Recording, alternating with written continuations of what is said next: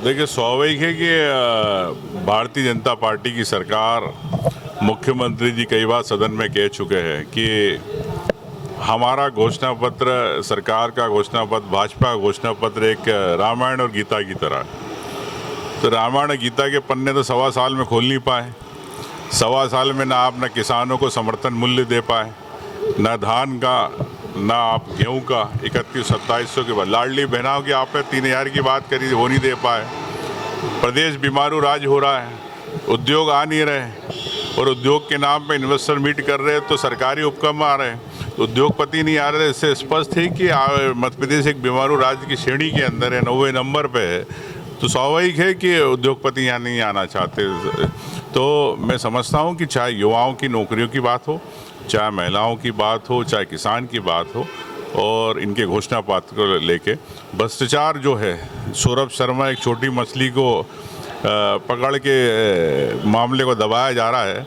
तो मैं समझता हूँ जो बड़े मगरमच्छ है उस पर कांग्रेस पार्टी स्थगन ध्यान आकर्षण लाएगी, वो चर्चा कराएगी। भ्रष्टाचार हो रहा है, भ्रष्टाचार को लेके मुख्यमंत्री चुप क्यों है? मुख्यमंत्री जी ने ऐलान किया 5 रुपये में अब स्थायी कनेक्शन किसानों को मिलेगा।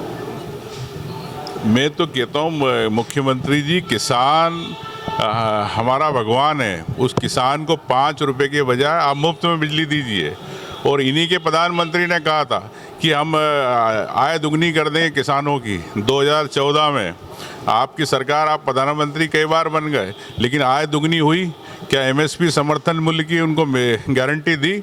मेरा कहना है कि किसान के लिए अगर आप चाहते हैं तो समर्थन मूल्य और आय दुगनी के बारे में विचार करना चाहिए, कि ना कि उनको अगर आप इसी रियायतें देने से उससे फ़ायदा नहीं होगा। किसान को देना है तो बिजली मुफ्त दीजिए, एमएसपी दीजिए और गारंटी दीजिए उनको। प्रहलाद पटेल का जो कल मंच से फेक वाला बयान था, उसको लेकर क्या कहेंगे? बयान तो आया लेकिन देखिए, मैं समझता हूँ कि माननीय प्रहलाद पटेल जी वरिष्ठ मंत्री है, गंभीर है, और अब उन्होंने किस तारतम्य में कहा, क्यों कहा, ये तो ये उनकी मन की बात वो जाने। लेकिन मैं समझता हूँ कि कोई भी अगर पीड़ित पक्ष आता है आपके पास आवेदन निवेदन करने, तो निश्चित तौर से न्याय मिलना चाहिए। मंत्रियों के पास आ रहे, मुख्यमंत्री के पास आ रहे, तो क्यों आ रहे? मतलब प्रशासनिक रूप से जिलों के अंदर काम नहीं हो रहा, इसलिए आपके पास आ रहे। तो मैं समझता हूँ कि इस पे तत्काल सरकार को संज्ञान लेना चाहिए। आम व्यक्ति काम, सीएम ऑनलाइन में हजारों के केस पड़े, क्यों मुख्यमंत्री जी उस सीएम ऑनलाइन को लेके बात नहीं करना चाहते? कई बार सीएम ऑनलाइन में शिकायतें हो जाती, लेकिन मुख्यमंत्री जी की तरफ से कोई आदेश निर्देश नहीं होते। तो इससे ये समझ में आता है कि प्रशासनिक रूप से सरकारी अधिकारी नौकरशाह निरंकुश हो गए हैं, और मुख्यमंत्री जी अपने में। देखिए, अब इतने सालों की सरकार है तो किसी को भी घमंड तो आ ही जाता। तो रावण को भी घमंड था, एक दिन मटका फूटेगा।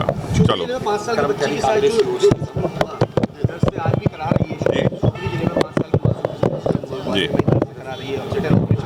देखिए, चाहे पूरे मध्य प्रदेश के अंदर इस प्रकार की घटनाएं हो रही है।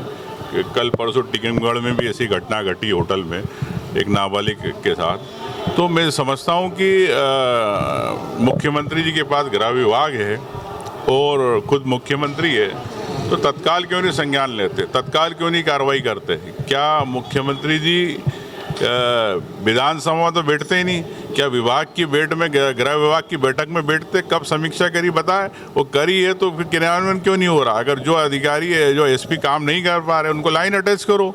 नए जो जिम्मेदार जवाबदार अधिकारी आईपीएस बहुत सारे, उनको आप भेज